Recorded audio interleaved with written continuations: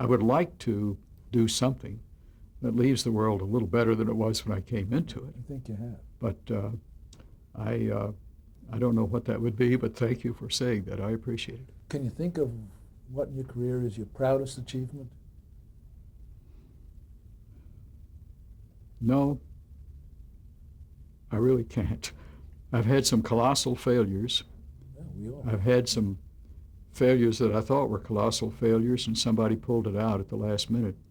From 1976 until 1984, I had a volunteer job as president of an organization called United Methodist Communications, which was the communications agency for the denomination. I got it sort of on a fluke. They thought I must know something about television, and they were essentially publishing people. And the agency was in charge of news, gathering and reporting, radio, television, and film production, which didn't amount to much, magazine publishing, acting as an in-house ad agency promoting the benevolent causes of the church. Last year I was in office, we raised $65 million, and acting as a public relations agency for the church.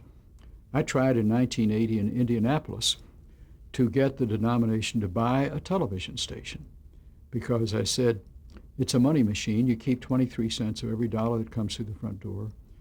The facilities don't work all the time. We could do programming from midnight till 8 o'clock in the morning at virtually no cost. It's a good training facility for people learning how to use communications. I think we ought to do it. We were never able to quite sell the idea and raise the money to do it. I wanted to buy a television station for $25 million. They couldn't see it. However, 5 years later, a group down in Macon, Georgia, said, that wasn't a bad idea. And they bought a UHF down there that was about to go out of business. And it's now the UPN affiliate in Macon. And they sent me up on the shelf, they sent me a mug, and their top executives were out here about 3 months ago and said, hey, the station's doing fine. And right after this happened, right after we were not successful, a preacher called me from Austin, Texas, and said, I guess you think you're the biggest failure in the world, don't you? I said, yes.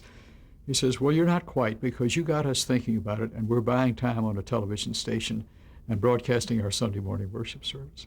So you may not do everything you want to do, but once in a while you got a seed started, and someone else will water the seed, and it'll come along eventually.